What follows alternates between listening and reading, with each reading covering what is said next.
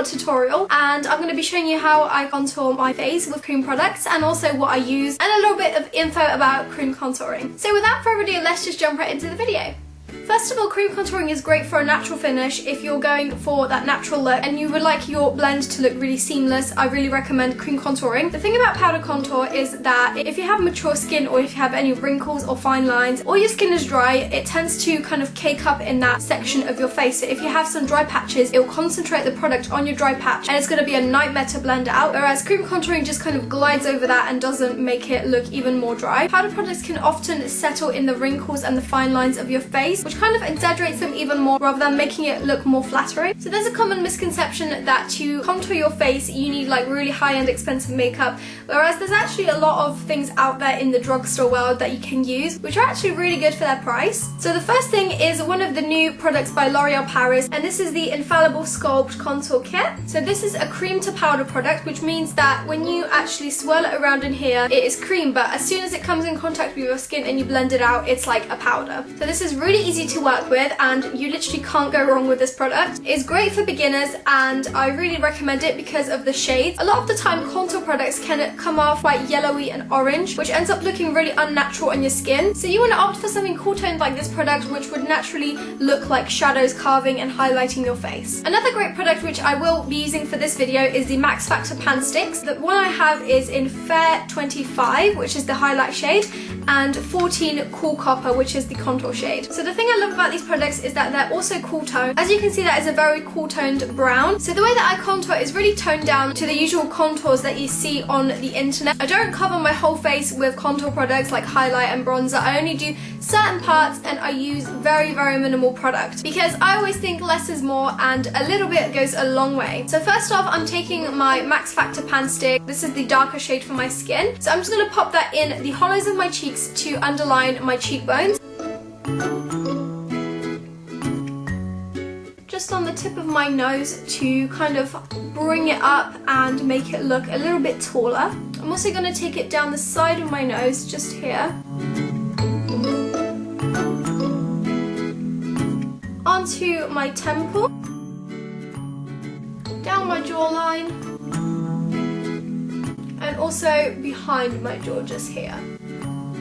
So as you can see, I use very minimal product. I don't use loads at all. And as you can see on my forehead and my nose, I work in like a dotting motion so that it's easier to blend out rather than having a whole strip of product that you have to really work in to blend. So now moving on to the highlight, I'm reaching for the lighter pan stick, and I think that these products are actually just foundations. They work really well as contours. I got these from Boots for about £6. So altogether, if you buy 2 sticks, that's like £12, which is still really affordable for contouring products. So with this product, I'm just going to apply some above the contour, just on the highest point of my cheek. I'm also going to place some just underneath the eye to kind of cover up my dark circles and lift that cheekbone up higher. I'm going to place a little bit on the tip of my nose and then also down the bridge of my nose. Just a little bit on my forehead.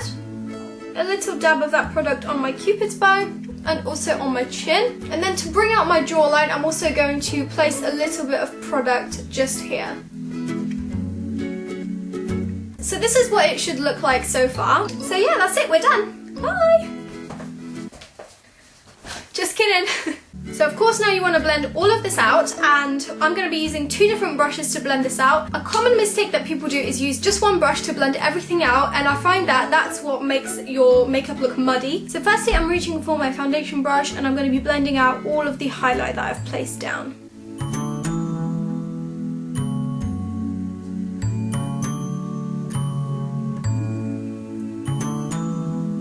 So now that my highlight is blended out, I'm going to be going into the contour part, and I'm using my contour brush for this. The main thing that you want to do is blend around the edges of your product rather than blending the whole thing out. Doing this will just make sure that all the mapping out stays where you've placed them, but it just makes it look more natural, and you just want to get rid of all the harsh edges. If you blend directly over the whole of the product, you're just going to pick off that product with your brush, and it's just a waste of product. So what you want to do is just blend around the edges.